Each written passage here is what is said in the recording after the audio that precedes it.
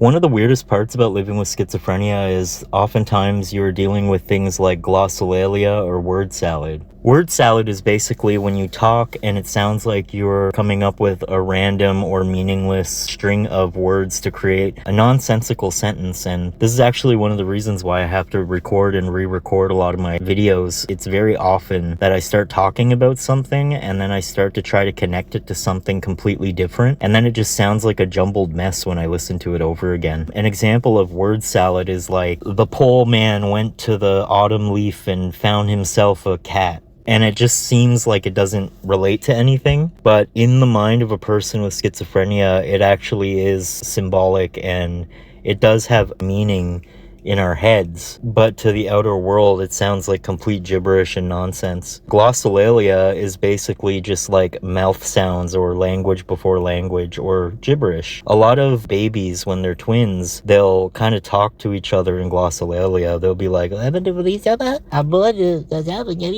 and when they do this, they're communicating with each other in a very like before language kind of way, forming these mouth sounds to either amuse each other, entertain, or convey an emotion through an auditory stimuli. When you live with schizophrenia, sometimes the voices are completely glossolalian. Like, I'll be taking a walk on the street or in the woods, and a lot of the voices that aren't clear are very like,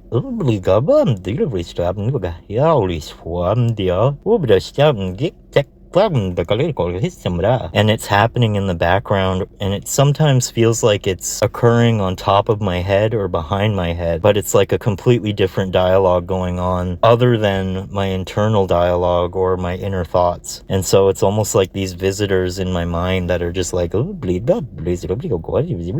every now and then they're like, hey, what are you doing? And then they go back to like, simply put, word salad is random words to create sentences that make it sound like you're saying nothing. And glossolalia is like pre-structural language, mouth sounds to communicate a vibe or a tone or a emotion. And it feels like it's meaningless, but when you have schizophrenia, a lot of things are deeply symbolic, even if they seem ridiculous to the average person. So yeah.